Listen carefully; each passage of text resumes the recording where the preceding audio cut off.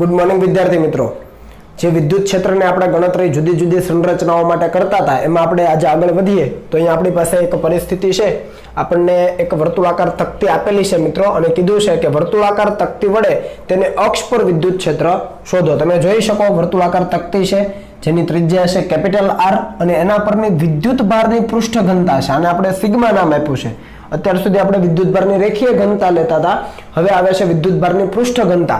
એ વિદ્યુત ભારની પૃષ્ઠ ઘનતાને સિગ્મા તરીકે દર્શાવે। શું કહેવાય આને? સિગ્મા। એને કહેવાય એ પદાર્થ પરનો કુલ વિદ્યુત ભાર છેદમાં એનું કુલ ક્ષેત્રફળ। આ એ શું છે? તો એ છે એ ક્ષેત્રફળ છે, ખ્યાલ આવે છે? આ કુલ ક્ષેત્રફળ છે, તો આને તમારે ખાસ ધ્યાનમાં રાખવાનું છે। અને ઉપર ક્યુ શું છે? તો એ છે કુલ વિદ્યુત ભાર। ચાલો આટલી વસ્તુ ક્લિયર થઈ। તો એક વર્તુળાકાર તકતી છે, ત્રિજ્યા કેપિટલ R, એની વિદ્યુત ભારની પૃષ્ઠ ઘનતા સિગ્મા। સિગ્મા એટલે શું? કુલ વિદ્યુત ભારના છેદમાં કુલ ક્ષેત્રફળ। આનો એકમ કુલમ અને ક્ષેત્રફળનો એકમ મીટર સ્ક્વેર, તો કુલમ પ્રતિ મીટર સ્ક્વેરમાં। ક્લિયર? એનો મતલબ કે આના ઉપર વિદ્યુત ભાર સતત રીતે પથરાયેલો છે અને આપણે ધારી લઈએ કે પોઝિટિવ વિદ્યુત ભાર છે અને એના કેન્દ્રથી x જેટલા અંતરે P બિંદુ છે ત્યાં આપણને વિદ્યુત ક્ષેત્ર જોઈએ છે, બરાબર? તો મિત્રો આ એક તકતી છે, તકતીનું સમતલ આ રીતે છે, બરાબર છે? આ રીતે તકતી છે, તો એ તકતીના કેન્દ્રથી P બિંદુએ આપણને વિદ્યુત ક્ષેત્ર જોઈએ છે, તો આને આપણે બિંદુવત ઉદ્ગમ ગણી શકીએ? ન ગણી શકીએ, ટૂંકમાં બિંદુવત વિદ્યુતભાર તરીકે ન લઈ શકીએ। અને જો બિંદુવત વિદ્યુતભાર તરીકે ન લઈ શકીએ તો આપણું જે વિદ્યુત ક્ષેત્રનું સૂત્ર છે બિંદુવત વિદ્યુતભાર માટેનું KQ/R² એ લાગુ પાડી શકાય નહીં। તો આને શું કરવું પડે? તો આનો એક નાનકડો એવો ખંડ વિચારવો પડે। હવે મિત્રો આ પરિસ્થિતિમાં ખંડ કઈ રીતે વિચારવો? ધ્યાન આપજો કે આખી એક તકતી છે, સળંગ હોય, અહીંયાથી માંડીને શૂન્યથી માંડીને R ત્રિજ્યા સુધી જોઈએ તો એ સળંગ ભાગ છે, વિદ્યુતભાર સતત રીતે પથરાયેલો છે। તો આમાં એક નાનકડી એવી રિંગ લઈ શકાય, કેમ કે તમે જુઓ કેન્દ્રથી નાની નાની રિંગ મૂકતા જાઓ અને મોટી મોટી રિંગ સુધી જાઓ તો તમને આખી તકતી મળી જાય।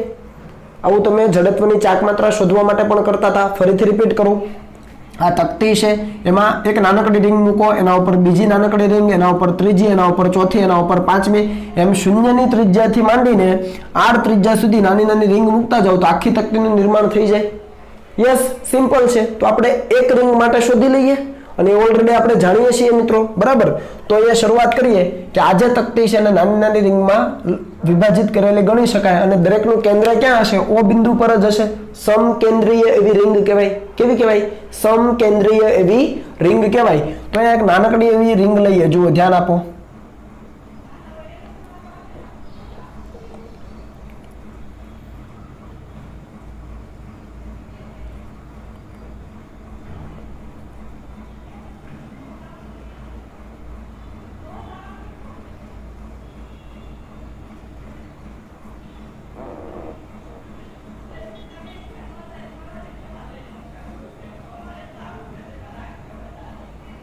આ એક નાનકડી એવી રિંગ આપણે લીધી છે, કેન્દ્રથી કેટલા અંતરે છે? તો કે ધારી લો કે નાનકડી એવી રિંગ છે, એની ત્રિજ્યા O બિંદુને થોડું સાઈડમાં દર્શાવીએ આપણે એટલે તમને ખ્યાલ આવે।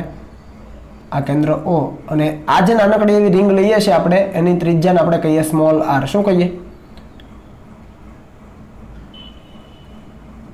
Small r। અને એની જે જાડાઈ છે મિત્રો એ જાડાઈને આપણે કહી દઈએ dr। આ જે જાડાઈ છે એ જાડાઈને આપણે કહીએ dr। સમજ પડી? શું કર્યું? આખી જે તકતી હતી એને નાની નાની રિંગોમાં વિભાજિત કરી, એમાંની એક રિંગ અહીંયા દર્શાવી છે જેની ત્રિજ્યા કેટલી લીધી આપણે કેન્દ્રથી? તો કે સ્મોલ r અને એની કઈક જાડાઈ પણ હશે, રિંગ છે તો એની જાડાઈને આપણે કીધી dr। તો મિત્રો આના ઉપરનો વિદ્યુત ભાર કેટલો હોય? તો એ વિદ્યુત ભાર આપણે જો શોધવો હોય તો આના પરનો વિદ્યુત ભાર છે સૂક્ષ્મ હોય, dq। કેમ કે આખી તકતી ઉપર તો કેપિટલ Q છે પણ નાનકડી એવી જે રિંગ લીધી એના ઉપર કેટલો હોય? dq। અને dq ને શું લખાય? વિચારો, અહીંયા dq હોય તો ક્ષેત્રફળ પણ સૂક્ષ્મ થાય, dA, તો sigma into dA, sigma into dA। Clear થાય છે?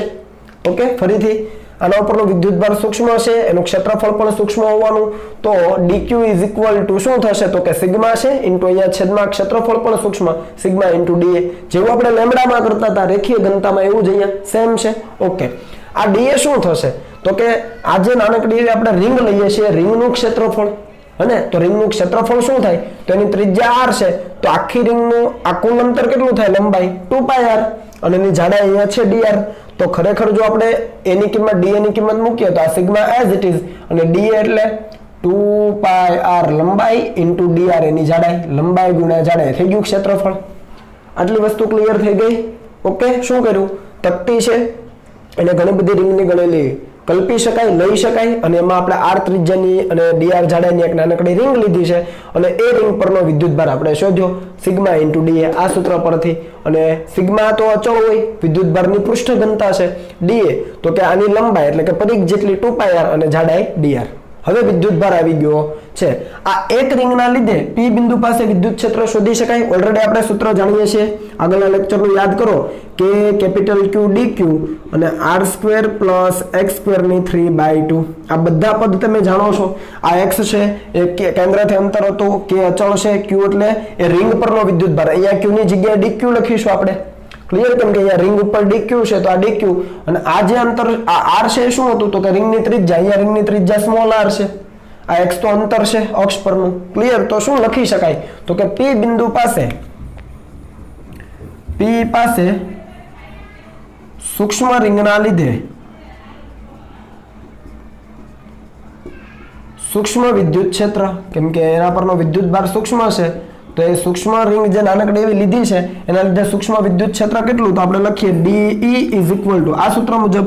તો લખો ચાલો, કે અચળ ક્યુ એટલે રિંગ પરનો વિદ્યુતભાર તો કે અહીંયા ડી ક્યુ છે, એક્સ અક્ષ પરનું અંતર છે, છેદમાં અહીંયા રિંગની ત્રિજ્યા આર પણ અહીંયા આપણે કેટલી લીધી છે સ્મોલ આર તો small R square plus X square અને આખાની 3/2. આટલી સમજ પડી ગઈ?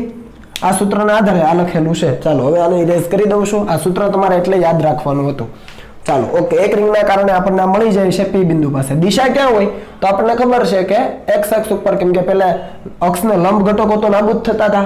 સામે જે આપણે ડાયામીટર પરના બિંદુઓ લઈએ, ખંડ લઈએ નાનકડા, તો એના કારણે લંબ દિશામાંના જે ઘટકો નાબૂદ થતા હતા અને આ વધતા હતા માત્ર અક્ષ પરના ઘટકો. તો વિદ્યુત ક્ષેત્ર આ દિશામાં હશે. ઓકે, ચાલો ડીક્યુ ની કિંમત અહીંયા છે, મૂકી દઈએ. તો ધ્યાન આપો કે ડીક્યુ ની કિંમત છે sigma into 2πr into DR. આ અંતર એક્સ તો છે જ, છેદમાં આ તો as it is R square plus X square એની 3/2. આટલી વસ્તુ ક્લિયર થઈ? ચાલો કેને શું લખાય? 1/4πε0. અહીંયા 2π છે, અને 1/4πε0 લખો ને 2π વડે ભાગાકાર કરો તો છેદમાં શું વધે? 1/2ε0. તો ધ્યાન આપજો, અહીંયા લખું છું કે અહીંયા સિગ્મા તો છે જ એક. તો ચાલો કે ની જગ્યાએ 1/4πε0 અને 2π વડે ભાગાકાર કરો તો 4π ભાગ્યા 2π 2 અને છેદમાં આવશે તો સિગ્મા અપોન 2ε0 એટલું બચ્યું. હવે શું બચે છે તો કે x બચે છે, એ અચળ પદ છે તો એને અહીંયા સાથે લખી દઈએ. એટલે સિગ્મા આવી ગયો, કે 2π આવી ગયો, x આવી ગયો, r dr બચ્યું તો r ઇન્ટુ dr છેદમાં r સ્ક્વેર પ્લસ એક્સ સ્ક્વેરની 3/2. જુઓ બરાબર છે. તો આ તમને મળી જાય છે પી બિંદુ પાસે સૂક્ષ્મ વિદ્યુત ક્ષેત્ર નાનકડી એવી રિંગના કારણે. અહીંયા સિગ્મા અચળ છે, ε0 અચળ છે, એક્સ પણ અચળ છે, અક્ષ પરનું અંતર. આર બદલાય કેમ કે તમે જુઓ રિંગ છે એ કેન્દ્રથી માંડીને શરૂ કરો અને કેપિટલ આર ત્રિજ્યા સુધી જાઓ તો રિંગની ત્રિજ્યા વધતી જાય. અહીંયા એક્સ અંતર અચળ છે બરાબર, એટલે આર બદલાય, એક ચલ છે તમારી પાસે. તો સમગ્ર તકતીના કારણે પી બિંદુ પાસે પરિણામી વિદ્યુત ક્ષેત્ર કઈ રીતે શોધાય તો કે આ જે એક રિંગના કારણે મળે છે એ વિદ્યુત ક્ષેત્ર, એવી બીજી એક રિંગ લઈએ એના કારણે, ત્રીજી રિંગ એના કારણે, એવી અનેક રિંગ લઈએ દરેકના કારણે મળતા વિદ્યુત ક્ષેત્રનો સદિશ સરવાળો. અહીંયા એ જોવાનું કે ભાઈ વિદ્યુત ક્ષેત્ર જુદી જુદી દિશામાં છે કે એક જ દિશામાં. તો એક રિંગના કારણે જમણી બાજુ છે, બીજી રિંગના કારણે પણ ક્યાં હશે? જમણી બાજુ હશે. બધાની દિશા એક જ થાય છે તો ડાયરેક્ટ આપણે મૂલ્યનો સરવાળો કે સંકલન લઈ શકીએ. આવું આપણે બળ અને વિદ્યુત ક્ષેત્રમાં કરેલું છે. તો આ જે સૂક્ષ્મ વિદ્યુત ક્ષેત્ર મળે છે એના ઉપરથી આપણને પરિણામી વિદ્યુત ક્ષેત્ર કઈ રીતે મળશે તો આપણે લખીએ કે P પાસે પરિણામી વિદ્યુત ક્ષેત્ર જેને આપણે E તરીકે દર્શાવીએ તો E is equal to integration DE.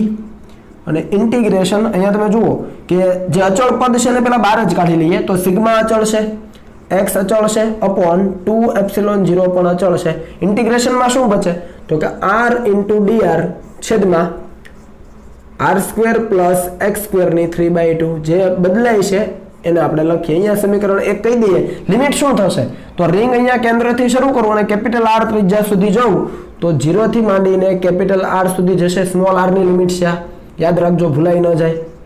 કેન્દ્રથી માંડીને કેપિટલ R સુધી જઈએ તો લિમિટ છે 0 થી R થઈને કેપિટલ R. ચાલો આટલી વસ્તુ ક્લિયર. અહીંયા તમે જુઓ આ પદ થોડું કોમ્પ્લિકેટેડ બનવાનું છે ઇન્ટિગ્રેશનમાં, મેથ્સ વાળાને તો આવે જ છે સંકલનમાં, પણ બાયોલોજી વાળાએ જસ્ટ ખાલી ધ્યાન આપજો, વધારે ચિંતા કરવાની જરૂર નથી. આની અંદર આપણે આદેશની રીત લઈશું. તો શું લખીએ? તો અહીંયા જે છેદમાં પદ છે r² + x² એને ધારી લઈએ કે ધારો કે t² = r² + x². શું ધાર્યું? અંદર જે પદ છે r² + x² અને t² ધાર્યું. આનું વિકલન કરો તો શું થાય? તો 2t થાય અને t નું dt થાય = r² નું શું થાય? 2r × dr થાય અને x તો અચળ છે તો x² પણ અચળ જ થાય તો એનું 0 થાય. ખ્યાલ આવે છે? આદેશમાં શું કર્યું? આ છે ને t² ધારી લીધું, એનું વિકલન કરો બંને સાઈડ. વિકલનનો નિયમ આવડે છે, x² હોય તો એનું 2x થાય અને x નું ફરીથી તો આ t² નું 2t × dt, r² નું 2r × dr અને x અચળ એનું 0. તો 2 બંને બાજુ કેન્સલ થાય તો શું લખી શકો તમે? તો તમે લખી શકો t dt = r dr. જુઓ તમારા પદની અંદર સમીકરણ 1 ની અંદર r dr છે એની જગ્યાએ t × dt લખી શકાય. ચાલો એ પદ સેટ થઈ ગયું. ઓકે, હવે તમે જો લિમિટ આદેશ બદલો છો બરાબર, તો આ લિમિટ પણ બદલાય. હવે લિમિટ અહીંયા r હતો, આ લિમિટ r ની હતી, હવે લિમિટ કોની થશે? x તો અચળ છે, t ની લિમિટ થશે બરાબર, કેમ કે r બદલાય, x તો બદલાતો નથી, r બદલાય તો t બદલાય. તો જો r ની લિમિટ બદલાય તો t ની પણ બદલાય. તો લિમિટ ક્યાંથી બદલવાની? તો કે આ સૂત્ર ઉપરથી. તો લખીએ કે જો r બરાબર કેટલો હતો પહેલા? સ્મોલ r બરાબર 0. સ્મોલ r બરાબર 0 હોય તો અહીંયા તમે 0 મૂકી દો તો 0, તો t² = x². બરાબર, અને એના ઉપરથી t = x થાય, બંને બાજુ વર્ગમૂળ લઈ લઈએ. સમજ પડે છે? સ્મોલ r ની લિમિટ 0 હતી તો અહીંયા 0 મૂકી દો તો સ્મોલ r બરાબર 0 હોય તો t કેટલો થાય? તો t² આ તો 0, x² થાય, વર્ગમૂળ કાઢી લો તો t = x. જો r ની લિમિટ હવે કેટલી છે? r ની લિમિટ કેપિટલ R છે, હવે આવડે તમને. કેપિટલ R હોય તો t² કેટલો થાય? તો t² = સ્મોલ r ની જગ્યાએ કેપિટલ R લખવું પડે, r² + x². તો એના ઉપરથી સ્મોલ t કેટલો થાય? તો આપણે કહી શકીએ કે વર્ગમૂળમાં r² + x². તો r ની લિમિટ બદલાઈને t ની લિમિટમાં ચેન્જ કરી દીધી. ઓકે, બધી જ કિંમતો અહીંયા મૂકી દઈએ. જુઓ તો સમીકરણ 1 પરથી શું લખાય? તો સમીકરણ 1 પરથી લખાય E = અહીંયા નીચે લખીએ. ચાલો, E = σx/2ε0 σx/2ε0 integration limit પછી મૂકીએ. r dr ની જગ્યાએ શું લખાય? t × dt છેદમાં. ધ્યાન આપજો, ડાયરેક્ટ લખું છું r² + x², r² + x², t². તો અહીંયા t² ની 3/2 સ્ક્વેર અને 1/2 જાય તો t³ બચે. તો હું ડાયરેક્ટ લખી દઉં છું t³. સમજ પડી? આની જગ્યાએ t² લખો, સ્ક્વેર અને સ્ક્વેર રૂટ જાય તો t³ બચો. લિમિટ લખો તો t ની લિમિટ x થી માંડીને વર્ગમૂળમાં r² + x². સમજ પડી? શું કર્યું છે? માત્ર આદેશની રીત લીધી છે, વિકલન કર્યું, જે જવાબ આવ્યો એમાં લિમિટ ચેન્જ કરી દીધી આ ઉપરના સૂત્રને આધારે. સિમ્પલ, કિંમતો મૂકી દીધી. ચાલો, આનો જવાબ શું આવે? જુઓ, એક t કેન્સલ થાય તો નીચે શું બચે? તો σ × x છેદમાં 2ε0. આનું તમે લખો તો અહીંયા 1/t² બચે, 1/t². બરાબર, એટલે હાલો એક પદ લખી દઈએ, 1/t² × dt. બરાબર છે? લિમિટ થાય x થી માંડીને r² + x². ચાલો, 1/t² નું શું થાય? સંકલનના નિયમ મુજબ t ની 2 ઘાત ઉપર જાય, t ની -2. હવે સંકલન કરો, ઘાતના એકનો વધારો વધેલી ઘાત છેદમાં, તો t ની -1 છેદમાં -1. તો જવાબ કંઈક આવો આવે. ધ્યાન આપજો, σx/2ε0 અને આનો જવાબ આવે -1/t અને લોઅર લિમિટ x અને અપર લિમિટ છે √r² + x². મૂકી દો કિંમત. Upper limit minus lower limit કરો તો લોઅર લિમિટ પહેલા આવશે કેમ કે આ માઇનસ છે. બરાબર, અપર લિમિટ મૂકો અને નિયમનો માઇનસ અને લોઅર લિમિટ મૂકો તો માઇનસ માઇનસ પ્લસ થઈને આ નીચેનું પદ પ્લસ થઈ જશે. તો એ તમે કિંમત મૂકજો તો કંઈક તમને જવાબ કંઈક આવો મળશે. E = σx/2ε0. અહીંયા વધે 1/x. પહેલા મેં લોઅર લિમિટ મૂકી કારણ કે માઇનસ છે અને માઇનસ હવે અપર લિમિટ મૂકો 1/t ની જગ્યાએ મૂકી દો તો એ થશે r² + x².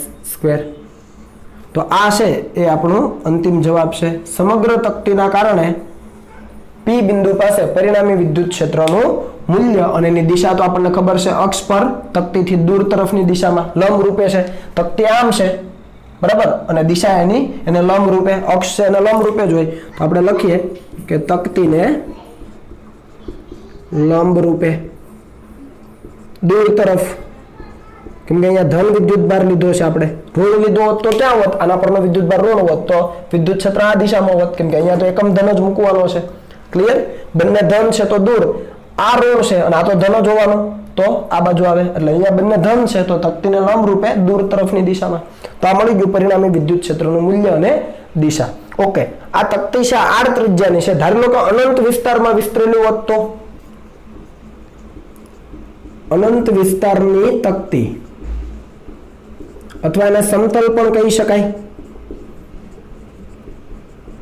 બરાબર છે, અનંત વિસ્તારની તકતી અથવા એને સમતલ પણ કહી શકાય. એના માટે ત્રિજ્યા કેટલી હોય તો આપણે કહી શકીએ કે ત્રિજ્યા ટેન્ડ્સ ટુ ઇન્ફાઇનાઇટ, કેમ કે અનંત છે તો ત્રિજ્યા કેટલી થાય, અનંત થાય, અને ત્રિજ્યા જો અનંત લો, r ઇન્ફાઇનાઇટ લો, અહીંયા તમે x ને અંદર આપવું હોય તો તમે આપી શકો. આપણે લખી દઈએ, એક સ્ટેપ આપણે લખી દઈએ. ચાલો ધ્યાન આપજો, આને આપણે અત્યારે રિમૂવ કરી દઈએ. તમે આ પણ લખી શકો અથવા ઇક્વલ ટુ કરીને આ x ને અંદર આપી દો તો આવું પણ થાય, σ/2ε0, બરાબર છે. આ x ને અંદર આપો તો અહીંયા 1 થઈ જાય, એટલે અહીંયા વધ્યું 1 માઇનસ અહીંયા x તો ઉપર રહેશે જ, એટલે x ના છેદમાં r² પ્લસ x². આ રીતે પણ તમે લખી શકો, આ તમારો જવાબ બને. ખ્યાલ આવે છે? x ને અંદર આપ્યો તો અહીંયા 1 અને અહીંયા x ગુણાઈ ગયો છે. આ ક્યાં છે તો કે તકતીને લંબ રૂપે અને તકતીથી દૂર તરફ. હવે ક્લિયર છે? બંને વસ્તુ સરખી જ છે, તકતીને લંબ રૂપે, તકતીથી દૂર તરફ. હવે ધારી લઈએ કે અનંત વિસ્તારની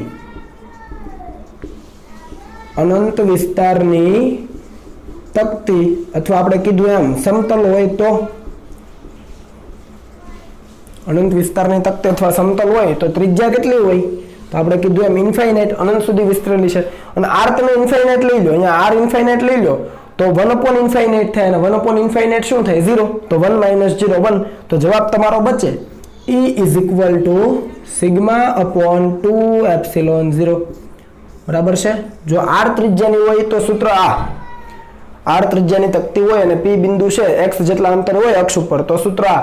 પણ ધારો લો કે તકતી અનંત વિસ્તારની હોય અથવા અનંત વિસ્તારનું સમતલ હોય તો ત્રિજ્યા કેટલી થાય, ટેન્ડ્સ ટુ ઇન્ફાઇનાઇટ, અને ઇન્ફાઇનાઇટ લખો તો 1/ઇન્ફાઇનાઇટ 0, તો આ પદ આખું કાઉન્સ વાળું 1 થઈ ગયું, તો σ/2ε0. અને દિશા ક્યાં તો કે અનંત વિસ્તારની તકતી છે એ તકતીને લંબ રૂપે અને તકતીથી દૂર તરફ અથવા સમતલથી દૂર તરફ. ખ્યાલ આવશે? ઓકે, ફરીથી ટૂંકમાં સમજીએ. તકતી હતી, નાની નાની રીંગોમાં વિભાજિત કરી, એમાંની એક રીંગના કારણે સૂક્ષ્મ વિદ્યુત ક્ષેત્ર શોધી લીધું. દિશા દરેકની એક જ દિશામાં છે, દરેકના કારણે બરાબર છે, તો આપણે સીધો મૂલ્યનો સંકલન કે સરવાળો લઈ શકીએ. લિમિટ સેટ કરી, આદેશની રીત લાગુ પાડી અને લિમિટ ચેન્જ કરી અને કિંમતો મૂકી દીધી છે અને આપણે જવાબ લઈ આવ્યા છીએ. અને અનંત વિસ્તાર હોય તો r ટેન્ડ્સ ટુ ઇન્ફાઇનાઇટ મૂકીને જવાબ લઈ આવ્યા. આ બંને સૂત્રો ખૂબ અગત્યના છે, ખાસ કરીને આ સૂત્ર, બરાબર છે. આના આધારિત દાખલાઓ MCQ પણ પૂછી શકાય, તો લખતી વખતે ખૂબ કાળજીથી લખજો મિત્રો, અને ન સમજ પડી હોય તો ફરીથી એકવાર રિફર કરજો, શાંતિથી સમજવા પ્રયત્ન કરજો, ન સમજાય તો મને પૂછી લેજો. ચાલો, તો હવે તમે કોપી કરી લો અને ત્યાર પછી આપણે આગળ વધીએ.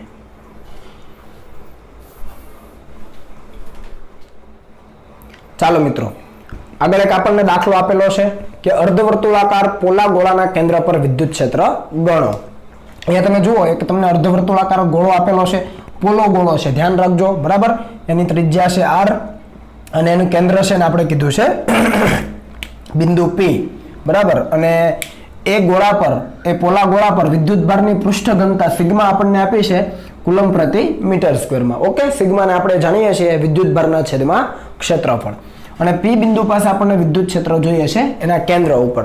તો ફરીથી અહીંયા અને આપણે બિંદુવત વિદ્યુત ભાર ન ગણી શકીએ અને આપણે નાના નાના ખંડમાં એને વિભાજિત કરવો પડે. સિમ્પલ લોજિક છે આપણું, બરાબર, ઈઝી છે, ધ્યાન આપજો. તો આ પોલો ગોળો છે એને કઈ રીતે ટ્રીટ કરવો, તો તમે વિચારી શકો કે આ જે નીચેનું તળિયું છે ત્યાંથી લઈને એનો જે ઉપરનો ટોપમોસ્ટ ભાગ છે ત્યાં સુધી નાની નાની રીંગો લેતા જઈએ. અહીંયા સૌથી મોટી ત્રિજ્યાની રીંગ હશે, પછી નાની ત્રિજ્યાની, પછી એનાથી નાની, પછી એનાથી નાની, ઉપર છે ખૂબ નાની ત્રિજ્યાની રીંગ. તો આવી નાની નાની રીંગોને એકબીજા ઉપર મૂકતા જઈએ અને એવી રીતે આખા પોલા ગોળાનું નિર્માણ થાય. સમજાય છે? દરેકના કેન્દ્ર અલગ અલગ બિંદુએ હશે. આ પી બિંદુની ઉપર જ હશે એક્ઝેક્ટ. સમજ આવે છે? ઓકે, તો એવાની એક આપણે રીંગ લઈએ. ધારી લો કે આ એક રીંગ છે. થોડી જાડી રીંગ દર્શાવું છું જેથી તમને સમજ આવે. બરાબર છે પરિસ્થિતિ? ચાલો, આ જે રીંગ છે મિત્રો, આ ત્રિપારિમાણિક છે. આખી રીંગ આમ હશે. બરાબર? તો હું અહીંયા પાછળનો ભાગ પણ તમને દર્શાવું છું, ધ્યાન આપજો. આ રીતે એક રીંગ હશે ફરતી. બરાબર? એની જાડાઈ છે એને આપણે કહી દઈએ, સપોઝ કે એની જાડાઈ છે dr છે. કેટલી છે? dr. અને એની ત્રિજ્યા, એનું કેન્દ્ર ક્યાં હશે? તો કે p ની એક્ઝેક્ટ ઉપર. અહીંયા તમે વિચારો તો આ p ની એક્ઝેક્ટ ઉપર હોય. બરાબર? તો આ એની ત્રિજ્યા જે છે મિત્રો એને આપણે કહી દઈએ સ્મોલ r. શું કહીએ? Small r. ક્લિયર થાય છે? ઓકે, આ જે p બિંદુ છે કેન્દ્ર, ત્યાંથી આને આપણે o કહીએ તો ત્યાં સુધીનું અંતર છે x. એનો મતલબ કે આ જે નાની આપણે રીંગ લઈએ છીએ એના કેન્દ્રથી x અંતરે p બિંદુ છે. તો આ રીંગની અક્ષ ઉપર કહેવાય. આ રીંગ આ રીતે છે, ફરતે આમ છે. તો આ રીતે રીંગ છે એના કેન્દ્ર ઉપર p બિંદુ, સોરી એની અક્ષ ઉપર p બિંદુ કહેવાય. અને આ રીંગના કારણે p બિંદુએ વિદ્યુત ક્ષેત્ર કઈ દિશામાં હોય? તો તમે કહેશો કે નીચે તરફની દિશામાં હોય, DE. ખ્યાલ આવે છે? શું કર્યું છે? પોલો ગોળો છે એને ઘણી બધી રીંગોનો બનેલો કલ્પી શકાય. એમાંની એક રીંગ આપણે લીધી જેની ત્રિજ્યા છે r અને જાડાઈ છે dr. આટલી વસ્તુ કરી. અને એ જે પોલો ગોળો છે એના કેન્દ્રથી કેટલા અંતરે હશે? તો કે x અંતરે. કેમ? કારણ કે તમે અંતર બદલતા જશો, p બિંદુથી ઉપર જતા જાવ, એમાં x અંતર પણ બદલાતું જાય અને ત્રિજ્યા પણ બદલાતી જાય. કેમ કે અહીંયા નજીક હશે ત્યારે રીંગ મોટી ત્રિજ્યાની હશે, ઉપર જશે ત્યારે આ ત્રિજ્યા r ઓછી થઈ જશે. એવી જ રીતે આ રીંગ નજીક હશે ત્યારે x ઓછું હશે, ઉપર જશે અને x વધતું જશે. સમજાય છે? એટલે બે વેરિયેબલ છે, ત્રિજ્યા પણ બદલાય નીચેથી ઉપર જઈએ એમ, અને અંતર પણ બદલાય. તો આ વસ્તુને આપણે ધ્યાનમાં લઈશું મિત્રો. બરાબર? તો આ એક રીંગ છે, એ રીંગની અક્ષ ઉપર p બિંદુ કહેવાય. તો p બિંદુ પાસે વિદ્યુત ક્ષેત્રની દિશા ક્યાં હોય? નીચે તરફ હોય. અક્ષ ઉપર એ રીંગને લંબ રૂપે દૂર તરફ આપણે વાત કરી છે. તો આ વિદ્યુત ક્ષેત્ર કયા સૂત્રથી શોધાય? તો આપણને ખબર છે કે રીંગ વડે ઉદ્ભવતું જે વિદ્યુત ક્ષેત્ર છે એ સૂત્રથી. તો અહીંયા આપણે લખી શકીએ કે સૂક્ષ્મ રીંગ વડે વિદ્યુત ક્ષેત્ર, હવે તમને આવડે છે એટલે હું ડાયરેક્ટ લખું છું. સૂક્ષ્મ રીંગ વડે વિદ્યુત ક્ષેત્ર સૂક્ષ્મ છે DE, એની દિશા અહીંયા દર્શાવી તો શું આવે? કે Q આવે, કેપિટલ Q. તો આના પરનો વિદ્યુત ભાર લેવો પડે. તો આના પરનો વિદ્યુત ભાર આપણે ધારી લઈએ. અહીંયા લખીએ આપણે કેટલો છે? તો કે DQ. આ રીંગ છે એના પરનો વિદ્યુત ભાર DQ કેટલો થાય? સિગ્મા ઇન્ટુ DA થાય. આગળ આપણે વાત કરીએ મુજબ જ સિગ્મા અચળ છે, DA એટલે 2πr. એની ત્રિજ્યા છે તો એના ઉપરથી પરિઘ 2πr અને જાડાઈ dr. તો આ થઈ ગયો વિદ્યુત ભાર એ સૂક્ષ્મ રીંગ પરનો. બરાબર છે? આ સૂક્ષ્મ રીંગ પરનો વિદ્યુત ભાર અહીંયા લખતો નથી પણ તમે સમજી લેજો, કેમ કે અહીંયા આપણે બીજી ભૂમિતિ પણ વાપરવાના છીએ. અહીંયા લખીએ આપણે સૂક્ષ્મ રીંગ પરનો વિદ્યુત ભાર. ચાલો, સૂક્ષ્મ રીંગ પરનો વિદ્યુત ભાર આપણને મળી ગયો છે. આ dq એટલે અહીંયા લખી શકાય. તો આ dq ઇન્ટુ x, x એટલે રીંગથી એ બિંદુ સુધીનું અંતર, x છેદમાં એ રીંગની ત્રિજ્યા તો કે r, તો r² પ્લસ x² ની 3/2. જે આપણે રીંગ વડે અક્ષ ઉપર આપેલા બિંદુએ વિદ્યુત ક્ષેત્ર મળતું તો એ સૂત્રથી જ લીધું છે કે એ રીંગ પરનો વિદ્યુત ભાર. એટલે કે અહીંયા dq છે તો dq એ અંતર તો કે x છેદમાં રીંગની ત્રિજ્યાનો વર્ગ અને અંતરનો વર્ગ એની 3/2. ઓકે, આ dq ની કિંમત અહીંયા મૂકી દઈએ તો ધ્યાન આપો. DE is equal to K as it is dq એટલે sigma into 2πr into dr into x છેદમાં r² પ્લસ x² ની 3/2. ઓકે, અહીંયા શું અચળ છે તો જોઈ લઈએ.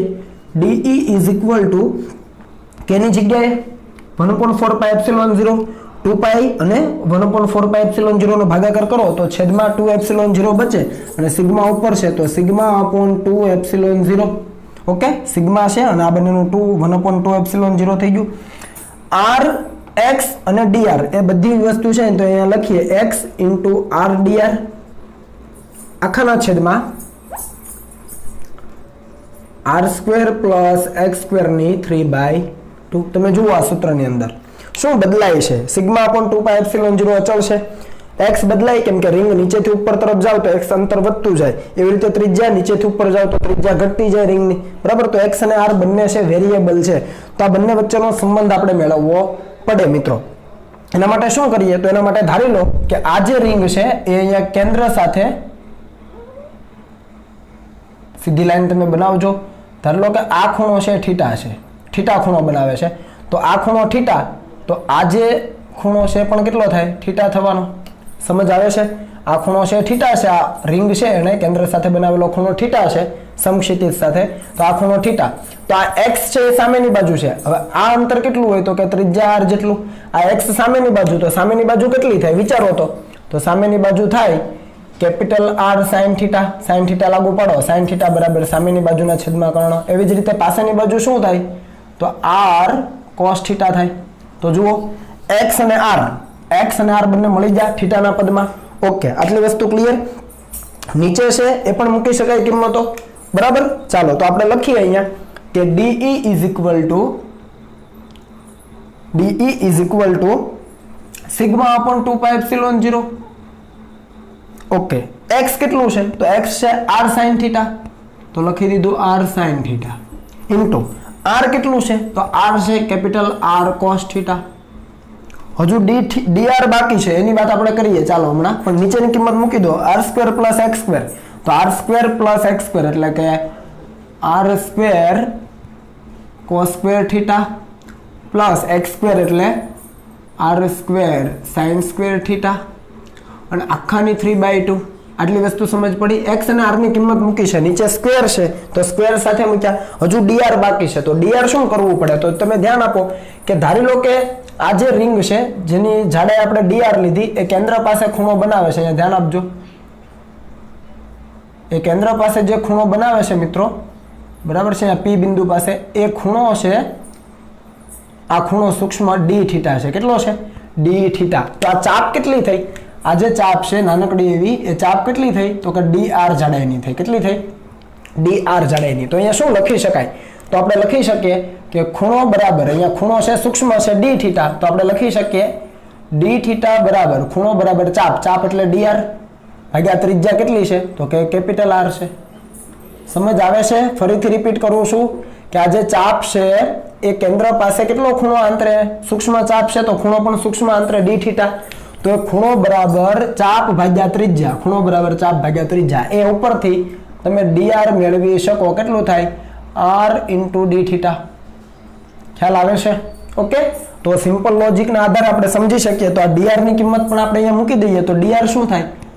r × d θ. હવે જુઓ બધું થીટાના પદમાં આવી ગયું, એક જ વેરિયેબલ થીટા જ રહ્યો. અહીંયા x અને r હતો એની જગ્યાએ આપણે કિંમતો મૂકી દીધી છે જસ્ટ સિમેટ્રીના આધારે, અને આપણું આ પદ મળી જાય. આવડે? ઓકે, ચાલો હવે ધ્યાન આપો. DE is equal to શું થાય છે? જુઓ σ/2πε0 ઇન્ટુ અહીંયા ધ્યાન આપજો, અહીંયા r ગુણાકારમાં r³ થાય, તો અહીંયા લખી શકીએ r³ sin θ * cos θ * d θ છેદમાં સીધું જ લખીએ r² + r² એટલે કોમન નીકળે ખરેખર તો r² કોમન પણ 3/2 સાથે, તો r² ની 3/2 તો કેટલો વધે? r³ બચે ઇન્ટુ અહીંયા શું વધે? તો કે cos² θ પ્લસ અહીંયા બીજા પદમાં sin² θ અને આખાની 3/2 આવું વધે. સમજાય છે? r² કોમન કાઢ્યો પણ 3/2 સાથે, તો સ્ક્વેર અને સ્ક્વેર રૂટ જાય તો r³. જુઓ અહીંયા શું ઉડે છે? તો કે r³ કેન્સલ, sin² + cos² 1 અને 1 ની 3/2 તો 1 જ થાય, તો આનો નીચેનો જવાબ પણ 1 થઈ ગયો. તો આપણું કિંમત વધે છે DE is equal to σ/2πε0 * sin θ * cos θ * d θ. આવું વધે. બાકી ઉડી ગયું, આનો કિંમત 1 તો sin * cos * d θ. હવે એક પદ તમે વધારજો, હું અહીંયા 2 વડે ગુણું છું મિત્રો અને 2 વડે ભાગાકાર કરું છું. ખ્યાલ આવે છે? 2 વડે ગુણ્યું છે અને 2 વડે ભાગ્યું છે, તો તમે જોઈ શકો કે DE is equal to આ બેને અહીંયા લઈ લઈએ તો σ/4 ε0. ખ્યાલ આવે છે? જુઓ σ/2 × 2 તો 4 ε0 ઇન્ટુ 2 sin θ into cos θ ને લખાય sin 2 θ. શું લખાય? sin 2 θ into d θ. ફરીથી રિપીટ કરું છું. આપણને જવાબ ઉપરથી મળ્યો સિગ્મા અપોન 2 પાઈ એપ્સિલોન 0 sin θ cos θ d θ. 2 વડે ગુણ્યું 2 વડે ભાગ્યું. આ 2 ને અહીંયા આપ્યા તો સિગ્મા અપોન 4 પાઈ એપ્સિલોન 0 2 sin θ into cos θ ની કિંમત થાય sin 2 θ. 2 sin θ into cos θ ની કિંમત શું થાય? sin 2 θ d θ તો છે જ. તો આપણને જવાબ મળી જાય છે. આટલું વિદ્યુત ક્ષેત્ર છે P બિંદુ પાસે નીચે તરફની દિશામાં છે. ચાલો હવે વેરિયેબલ જુઓ. ખાલી θ જ છે. સિગ્મા અપોન એપ્સિલોન 0 અચળ છે. તો અહીંયા લખી શકીએ કે કુલ વિદ્યુત ક્ષેત્ર is equal to E integration dE is equal to sigma upon 4 epsilon 0 અચળ અને આપણે લખી શકીએ sin 2 θ into d θ. તમે થીટાની લિમિટ જુઓ. અહીંયાથી રિંગ મૂકવાનું શરૂ કરીએ તો ઉપર જઈએ તો અહીંયાથી આ ખૂણો થાય 0 થી માંડીને π/2. ધ્યાન આપો, પહેલી રિંગ અહીંયા હોય ત્યાંથી રિંગ ઉપર મૂકતા જઈએ. આખી નથી મૂકવાની, રિંગ તો આખી જ હોય, બંને બાજુનો એરિયો કવર થાય જ. તો અહીંયાથી રિંગ મૂકો તો ઉપર સુધી જાઓ તો અહીંયાથી તમે શરૂ કર્યું તો અહીંયા સુધી ગયા 0 થી π/2 ખૂણો બને. તો આપણે લિમિટ થાય 0 થી માંડીને π/2. ચાલો હવે ઈઝી છે, લિમિટ ખ્યાલ આવી ગયો. તો સિગ્મા અપોન 4 એપ્સિલોન 0 sin 2 θ નું શું થાય? Minus cos 2 θ. તો આપણે લખી શકીએ માઇનસ cos 2 θ અને જે 2 θ છે એનું છેદમાં વિકલન કરો θ ની સાપેક્ષે તો 2. આ તમને ખ્યાલ છે. અને અહીંયા આવે π/2 અપર લિમિટ અને લોઅર લિમિટ 0. ફરીથી રિપીટ કરું, sin 2 θ નું માઇનસ cos 2 θ અને θ ની સાથે જે સહગુણક છે એને છેદમાં, અથવા એવું સમજી શકો કે જે આ પદ છે ત્રિકોણમિતીય વિધેયમાં એનું છેદમાં વિકલન કોની સાપેક્ષે? θ ની સાપેક્ષે. 2 θ નું θ ની સાપેક્ષે વિકલન કરો છેદમાં 2 બચે. તો આ જવાબ થઈ ગયો clear. Upper limit lower limit મૂકી દીધી છે. તો તમે અહીંયા સમજી શકો કે E ઇઝ ઇક્વલ ટુ 2 ને અહીંયા આપી દો તો 4 × 2 8. તો સિગ્મા અપોન 8 એપ્સિલોન 0 4 × 8 8 એપ્સિલોન 0 અને અહીંયા તમે કિંમત મૂકો તો upper limit minus lower limit આ ઓલરેડી માઇનસ છે બરાબર. તો cos 2 θ થશે પણ θ એટલે 0 તો cos 0 પહેલું પદ ખ્યાલ આવે છે માઇનસ અહીંયા શું બચશે તો કે cos θ ની જગ્યાએ π/2 મૂકવાનું છે. 2 તો એઝ ઇટ ઇઝ છે, θ બદલાતો તો θ ની જગ્યાએ π/2 તો π/2 અને આ 2 કેન્સલ થાય તો ખાલી π બચે. ધ્યાન આપજો, 2 θ ની જગ્યાએ π/2 નહીં મૂકતા, θ ની જગ્યાએ π/2 મૂકવાનું છે. તો એકવાર અપર લિમિટ મૂકો, એકવાર લોઅર લિમિટ મૂકો. માઇનસ છે તો મેં પહેલા લોઅર મૂકી cos 0 અને પહેલું પદ માઇનસ, અહીંયા θ ની જગ્યાએ π/2 2 કેન્સલ તો cos π. cos 0 1 અને cos π -1. આ 1 થાય, આ -1 થાય. તો આ -1 ને આ -1 પ્લસ તો 1 + 1 2 થાય. તો આ કૌંસનો જવાબ કેટલો થઈ ગયો? 2. cos 0 1 cos π -1 એ -1 ને આ 1 +1 આ 1 2 તો 2 એટલે તમે અહીંયા લખી શકો કે સિગ્મા અપોન 8 એપ્સિલોન 0 અને આ જવાબ થઈ ગયો 2 1 -1.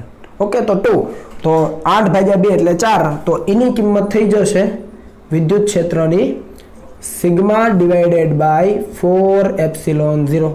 જો અનંત વિસ્તારનું સમતલ હતું એના કારણે શું સૂત્ર આવતું હતું આગળ? Sigma upon 2 epsilon 0. અહીંયા વિદ્યુત ક્ષેત્ર છે પોલા ગોળાના કેન્દ્ર ઉપર લઈએ તો કેટલું આવે છે? Sigma upon 4 epsilon 0. સૂત્ર છે મિક્સ ન થઈ જાય, બરાબર છે? ખ્યાલ રાખજો. શું કર્યું છે? એક આખો પોલો ગોળો હતો એને નાની રિંગમાં વિભાજિત થયેલો કલ્પી લીધો, આ ધારી લીધો. એમાંની એક રિંગના કારણે વિદ્યુત ક્ષેત્ર કેટલું ઉદ્ભવે એ આપણે ગણી લીધું છે, બરાબર છે? રિંગની અક્ષ ઉપરના આવેલા બિંદુએ વિદ્યુત ક્ષેત્રના સૂત્ર ઉપરથી આપણે ગણતરી કરી અને જે વેરિયેબલ છે એને ચેન્જ કર્યા અને ચેન્જ કર્યા પછી લિમિટ આપણે મૂકી અને જવાબ આવી જાય છે. ઈઝી છે, બરાબર? શાંતિથી તૈયાર કરજો, પ્રેક્ટિસ કરજો અને ન સમજાય તો પાછું મને પૂછી લેજો. આ સૂત્ર ખાસ ધ્યાનમાં રાખજો, યાદ રાખજો, અગત્યનું છે મિત્રો, બરાબર? તો હવે તમે આને કોપી કરી લો.